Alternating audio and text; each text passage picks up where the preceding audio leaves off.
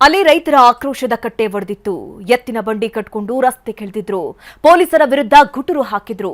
ಅಷ್ಟಕ್ಕೂ ಅನ್ನದಾತರು ಪ್ರತಿಭಟನೆ ಮಾಡಿದ್ಯಾಕೆ ತೋರಿಸ್ತೀವಿ ನೋಡಿ.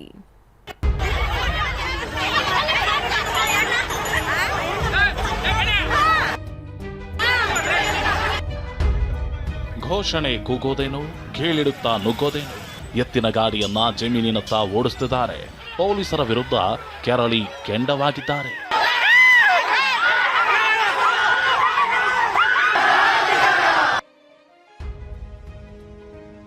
ಜೆಎಸ್ಡಬ್ಲ್ಯೂ ಫ್ಯಾಕ್ಟರಿಗೆ ಜಮೀನು, ಸರ್ವೆಗೆ ರೈತರ ವಿರೋಧ. ಎತ್ತಿನ ಬಂಡಿ ಕಟ್ಟಿ ಜಮೀನಿಗೆ ನುಗ್ಗಲು ಯತ್ನಿಸಿದ ರೈತರು.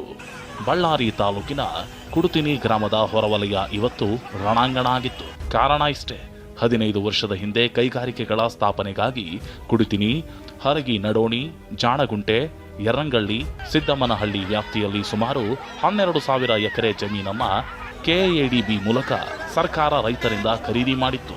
ಆ ಜಮೀನನ್ನ ಬ್ರಹ್ಮಿಣಿ ಕಾರ್ಖಾನೆ, ಲಕ್ಷ್ಮಿ ಮಿತ್ತಲ್, ಎನ್ಎಂಡಿಸಿ, ಗಾಲ್ವಾ ಸೇರಿದಂತೆ ಹಲವು ಕಂಪನಿಗಳಿಗೆ ನೀಡಿದೆ. ಖರೀದಿ ವೇಳೆ 1 ಎಕರೆ ಜಮೀನಿಗೆ 8 ಲಕ್ಷ ರೂಪಾಯಿಯನ್ನ ರೈತರಿಗೆ ಕೊಟ್ಟಿದ್ರು. ಆದರೆ ಕಡಿಮೆ ಹಣ ಅಂತ ರೈತರು ಕೋರ್ಟ್ ಮೆಟ್ಟಿಲತ್ತಿದ್ರು.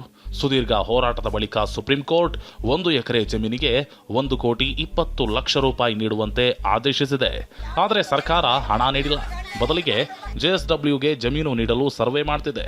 ಹೀಗಾಗಿ ರೊಚ್ಚಿಗೆದ್ದ ರೈತರು ಜಮೀನು ನೀಡಲ್ಲ ಅಂತ ಹೋರಾಟಕ್ಕೆ ತುಮಕಿದ್ದಾರೆ. ಆರ್ಸೆಲರ್ ಮಿತ್ತಲ್ ಕಂಪನಿಗೆ ಅಂತೇಳಿ 5,300 ಎಕರೆ ಏನು ಜಮೀನು ಬಲವಂತವಾಗಿ ಭೂಸ್ವಾಧೀನ ಆಗಿತ್ತು.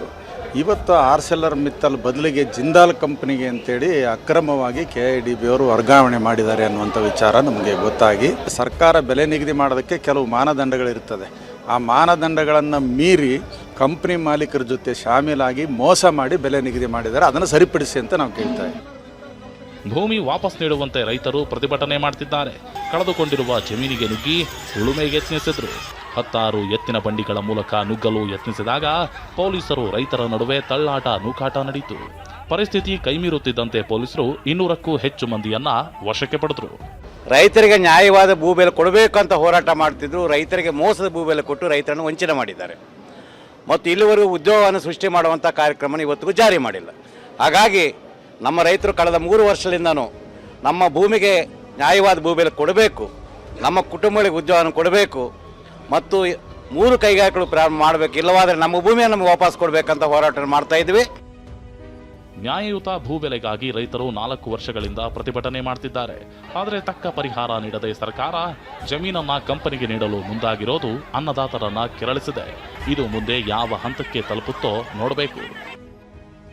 ವಿನಾಯಕ್ ಬಡಿಗೇರ್, ಟಿವಿ9 ಬಳ್ಳಾರಿ.